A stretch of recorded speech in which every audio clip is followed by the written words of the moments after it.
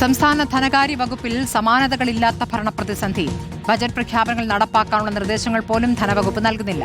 തദ്ദേശ സ്ഥാപനങ്ങൾക്കുള്ള ഫണ്ട് വിഹിതത്തിലും വിവിധ വകുപ്പുകൾക്ക് ഫണ്ട് അനുവദിക്കുന്നതിലും തീരുമാനം വൈകുകയാണ്.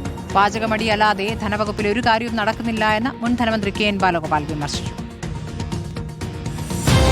VD സതീശൻ സർക്കാർ അധികാരമേറ്റ് 3 മാസം പിന്നിടുമ്പോൾ മുഖ്യമന്ത്രി കൈകാര്യം ചെയ്യുന്ന ധനവകുപ്പിൽ വൻ ഭരണപ്രതിസന്ധി.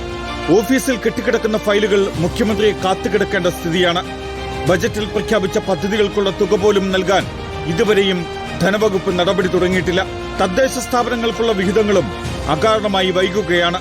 വിഷയത്തിൽ സർക്കാരിനെതിരെ കടുത്ത വിമർശനമാണ് പ്രതിപക്ഷം ഉന്നയിക്കുന്നത്. ഗവൺമെന്റ് വന്ന് ഇത്രയും സമയമായിട്ടും ഒട്ടും കാര്യങ്ങൾ മുന്നോട്ട് പോകുന്നില്ല എന്നൊരു ഫീലിംഗ് പൊതുവിലെ ആളുകളുടെ ഇടയിലുണ്ട്. ഇട്ടുകൊണ്ട് ഓട്ടയടയ്ക്കുന്ന സമീപനമാണ് എന്ന് തോന്നാവുന്ന തരത്തിലാണല്ലോ. കാര്യം വാചകവടിയില്ലാതെ കാര്യങ്ങൾ വരുന്നില്ല. സാമ്പത്തിക വർഷത്തിന്റെ ആരംഭത്തിൽ നടക്കേണ്ട പ്രാഥമിക യോഗങ്ങൾ പോലും വകുപ്പ് മന്ത്രി എന്ന നിലയിൽ VD സതീശൻ വിളിച്ചു ചേർത്തിട്ടില്ല.